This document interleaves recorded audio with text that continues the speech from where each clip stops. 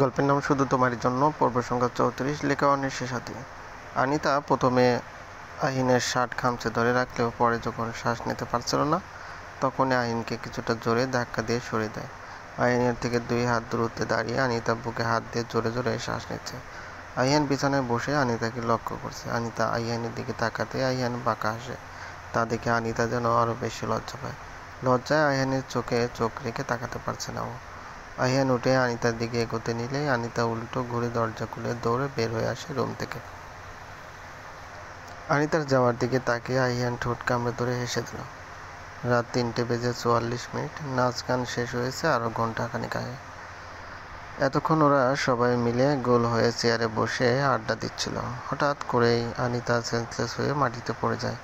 আনিতাকে এভাবে সেন্সলেস হয়ে যেতে দেখে ওরা সকলে বেশ ঘাবড়ে যায়। আহিয়ান তড়িঘড়ি করে আনিতাকে কোলে তুলে নিতেই চমকে ওঠে। জ্বরে গা পুড়ে যাচ্ছে আনিতার। ফায়াজ আহিয়ানকে বলে, আমার রুম নিয়ে চলো, সবাই খুব ক্লান্ত এখন। আনিতার এই অবস্থা দেখলে আবার চিন্তা করবে। আমাদের বাসা ফাঁকা আছে, ওখানেই চলো। ফায়াজের কথা মতো আহিয়ান আনিতাকে নিয়ে ফায়াজের বাসায় গেল। ফায়াজের বিছানায় শুয়ে দিয়ে আনিতার চোখে মুখে পানি ছিটা দেওয়ার কিছুটা বাদে ওর জ্ঞান ফিরল। প্রচণ্ড জ্বরে সেন্সলেস হয়ে গিয়েছিল আনিতা। আহিয়ান আনিতার পায়ের ব্যান্ডেজ নজর দিতেই দেখলো ব্যান্ডেজ লাল হয়ে আছে।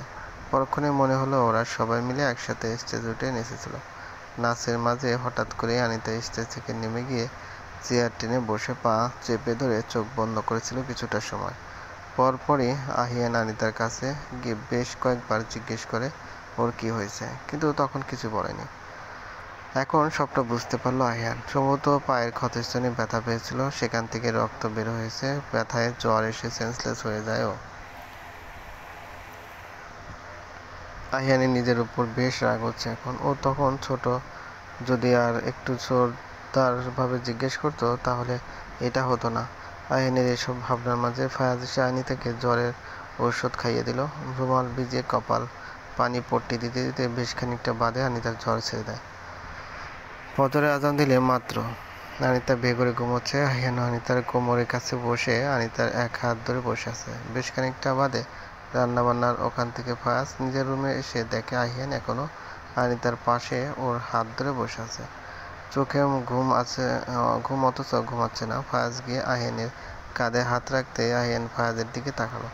ফায়াজ আহিয়ানের কাঁধ থেকে হাত সরিয়ে বলে, এত করে ঘুমোতে যেতে বললাম, তবুও ঘুমিয়ে এখানে বসে আছিস। ঘুম আসছিল না? কেন মিথ্যে বলছিস? তোর চোখ দেখে বোঝা যাচ্ছে। বিনিময়ে আহিয়ান মৃদু হাসল। ফোন বের করে সময় দেখে নিল একবার। 5:23। ফায়াজ আনিতার কপালে হাত দিয়ে দেখলো এখন জ্বর নেই। ফায়াজ আহিয়ানের পাশে বসে বলে, খুব ভালোবাসি তাই না? বড্ড বেশি ভালোবাসি এই পিচ্চিটাকে। বুঝলাম। এখন তো আর তোর পিচ্চির শরীরে জ্বর নেই, তুই জাগিয়ে ঘুমা কিছুক্ষণ। সকাল তো হয়ে গিয়েছে, একটু পর চারিপাশে অন্ধকার কেটে পরিষ্কার হয়ে যাবে, ঘুম আসবে না আর। তুই যা, ঠিক ঘুম আসবে। ফায়াজ এক প্রকার জোর করে আহিয়ানকে ঘুমাতে পাঠিয়ে দিল। আহিয়ান তো বোঝাতে চাইছিল না। এক পর্যায়ে ফায়াজের জোরাজোরিতে বাধ্য হয়ে ঘুমাতে গেল। সকাল 8:30টার দিকে আনিতার ঘুম ভাঙে। উঠে বসতে একে একে কাল রাতের কথা মনে পড়ে ওর। এখন শরীরটা বেশ হালকা লাগছে আনিতার। বিছানা ছেড়ে উঠে ওদের বাসায় চলে যায় আনিতা। উঠোনে প্যান্ডেল করার ফলে মানুষের গিজগিজ করছে। সকলের খিচুড়ি খেতে সকলে এসে পড়ছে। আনিতা সোজা নিজের রুমে গিয়ে ফ্রেশ হয়ে টি শার্ট আর প্লাজো পাল্টে একটা কুর্তি পরে নিল। ওয়াশরুম থেকে বের হয়ে ড্রেসিং টেবিলের সামনে দাঁড়িয়ে চুল আঁচড়ে ঠোঁটে হালকা লিপস্টিক দিল। ওড়না গায়ে জড়িয়ে পিছনে ঘুরতেই ওরা সকলে ওর রুমে এলো। ওরা সবাই মিলে টেবিলে বসেছে খিচুড়ি খাওয়ার জন্য। এখানে সবাই থাকলেও আহিয়ান নেই। এদিকে ওদিকে তাকিয়ে ওকে কোথাও দেখা গেল না। আনিতা খাবার সামনে নিয়ে বসে আছে। বেশ কিছুটা সময় কেটে যাওয়ার পরও যখন আহিয়ান এলো না, তখন আনিতা তন্ময়কে জিজ্ঞেস করে, তন্ময় ভাইয়া, তোমার বন্ধু কোথায়? উনি খেতে এলো না? তন্ময় খেতে খেতে উত্তর দিল, ঘুমাচ্ছে, বেশ কয়েকবার ডেকেছি, বললো পরে উঠে খেয়ে নেবে। 9টার বেশি বাজে, আর উনি এখনো ঘুমাচ্ছে? তুই সেন্সলেস হয়ে যাওয়ার পর সারাটা সময় তো তোর পাশে বসেছিল।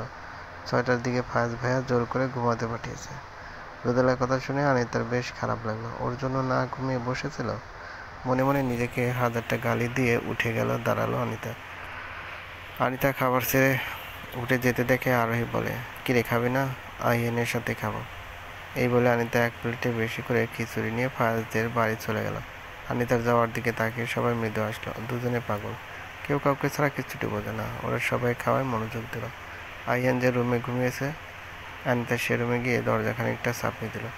খাবারের প্লেটটা বেড সাইড টেবিলে রেখে আহিয়ানকে ডাকলো বেশ কয়েকবার, কিন্তু আহিয়ান নড়ে চড়ে আবার ঘুমিয়ে পড়ল। আহিয়ানের পাশে বসে আনিতা আহিয়ানের কাঁধে হাত রেখে 2-3 বার ডাকতে আহিয়ান চোখ মেলে তাকালো। আনিতাকে পাশে বসে থাকতে দেখে আহিয়ান উঠে আনিতার কপালে হাত দিয়ে দেখলো জ্বর আছে কিনা। আনিতা আহিয়ানের হাতের উপর হাত রেখে বলে, জ্বর নেই, এখন একদম ঠিক আছে আমি। এখন আপনি উঠুন তো, ফ্রেশ হয়ে আসুন, তাড়াতাড়ি খিচুড়ি ঠান্ডা হয়ে যাচ্ছে। তুমি খেয়েছো? হুম। কেন, কটা বাজে? এখনো খাওনি কেন? আপনার সাথে খাবো তাই। আহিয়ান মুচকি হেসে আনিতার কপালে একটু চুমু দিয়ে ফ্রেশ হতে চলে গেল। 10 মিনিট বাদে আহিয়ান ফ্রেশ হয়ে এসে আনিতার সামনে আসাম দিয়ে বসলো। আনিতা হাত ধুয়ে এসে প্লেট হাতে নিয়ে এক লোকমা আহিয়ানকে খাইয়ে দিল। প্রথমবার আহিয়ানকে খাইয়ে দেওয়াতে আনিতার বেশ লজ্জা লাগছে। আর এক লোকমা দিতে তন্ময়, রাতুল ওরা সকলে রুমে প্রবেশ করে। ওরা এসে আনিতাকে টিজ করতে শুরু করে। আনিতা যেন আর বেশি লজ্জা পেয়ে যায়। খাবার প্লেট পাশে রেখে উঠে যেতে নিলে আহিয়ান আনিতার হাত টেনে ধরে বসায় ওর পাশে। আহিয়ান খেতে খেতে ওদেরকে বলে, ভাই প্লিজ এখন বিরক্ত করিস না, দেখছিস প্রথমবার খাইয়ে দিচ্ছে, এমনিতে ওর লজ্জা পাচ্ছে, তোরা আর লজ্জা দিস না, পরে আমাকে না খাইয়ে দিয়ে উঠে যাবে। আমি এই মুহূর্তটা একদমই মিস করতে চাইছি না।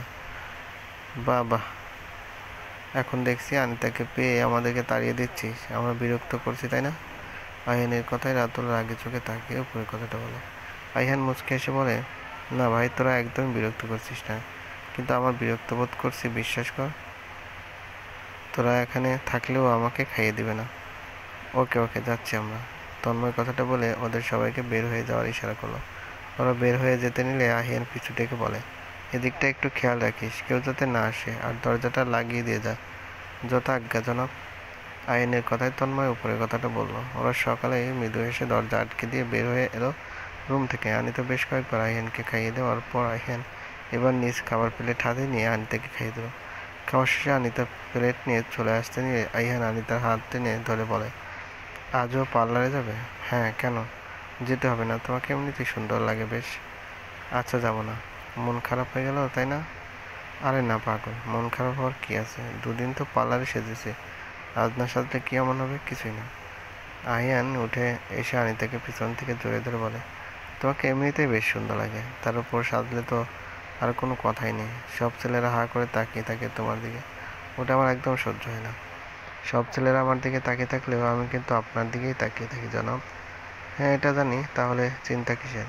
আমি তো আপনারই আছি আর আপনারই থাকবো। এখন তাহলে ছাড়ুন, আমি চাই। আহিয়ান আনিতাকে আরো ভালোভাবে আঁকড়ে ধরে বলে, ওকে যাও। আপনি তো ছাড়ার বদলে আরো ভালোভাবে আঁকড়ে ধরছেন, তাহলে যাবো কি করে? না ছাড়লে হয় না? একদমই না, ছাড়তেই হবে। হ্যাঁ, ছাড়তে হবে তো, নয়তো পরে কেউ দেখে ফেলে তখন কি বলবেন? বলবো আমি আনিতাকে ভালোবাসি আর বিয়ে করতে চাই। আর অমনি সবাই মেনে নিবে তাই না? আমি মানিয়ে নেব। আচ্ছা নিন, এখন ছাড়ুন প্লিজ। ওকে। আয়ান গোমরা মুখটা কথাটা বলে আনিতাকে ছেড়ে দেওয়া হলো। আনিতা ছাড়া পেতেই উল্টো ঘুরে দেখে আয়ান মুখ গোমরা করে দাঁড়িয়ে আছে। তা দেখে আনিতা মুচকে হাসে। আনিতা এগিয়ে গিয়ে পা দুটো উঁচু করে আহিয়ানের ডান গালে হাত রেখে বা গালের চাপদাড়িতে চুমু দিয়ে উল্টো ঘুরে দৌড়ে রুম থেকে বের হয়ে যায়। আহিয়ান হাঁ করে আনিতার যাওয়ার দিকে তাকিয়ে আছে। ও ভাবতে পারিনি আনিতা চুমু দেবে ওকে। কি হয়ে গেল এটা? আহিয়ান ব্যাপারটা বুঝতে পেরে বা গালে হাত দিয়ে ঠোঁট কামড়ে ধরে নিঃশব্দে হেসে দিল। কিছুক্ষণ বাদে আহিয়ানও ঘর থেকে বের হয়ে তন্ময় ওদের কাছে চলে গেল। সবাই মিলে আড্ডা দিতে দিতে 12:30 বেজে গিয়েছে, তাই তন্ময় ওরা সবাই চলে এলো গোসল করে নামাজ পড়তে যাবে। 2টার দিকে নামাজ পড়ে এসেও আহিয়ান আনিতাকে দেখতে পেল না, সকালেও দেখেনি। সেই যে খাইয়ে দিয়ে রুম থেকে বের হয়েছে, এরপর আর একবারের জন্য আহিয়ানের সামনে পড়েনি। এদিক ওদিক তাকিয়ে ছাদ থেকে চোখ যেতে আহিয়ান দেখলো অনিতা আর আরোহী দুজনে ছাদে দাঁড়িয়ে কথা বলছে। অনিতা এক পাশটা দেখা যাচ্ছে, পুরোটা দেখা যাচ্ছে না। অনিতা কালো একটা কুর্তি পরেছে, সাথে কালো জিন্স আর কালো ওড়না।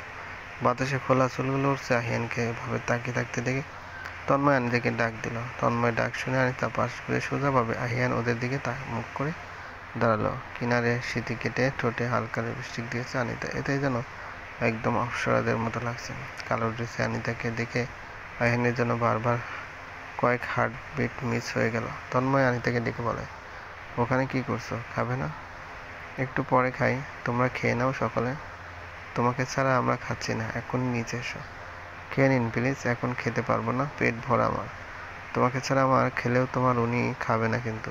এখন তুমি বলো, তুমি কি চাও আহিয়ান না খেয়ে থাকো? তন্ময়ের কথায় আনিতা আহিয়ানের দিকে তাকালো। আনিতা ইশারায় আহিয়ানকে খাইয়ে দিতে বললে আহিয়ান চোখ গরম করে তাকায় আনিতার দিকে। তাদেরকে আনিতা আরো করুণভাবে তাকালে আহিয়ান আরো কড়াভাবে তাকায়। বুঝে গেছে আনিতা ওকে ছাড়া আহিয়ান খাবে না, তাই আনিতা মৃদু এসে বলল, ওকে আসছে।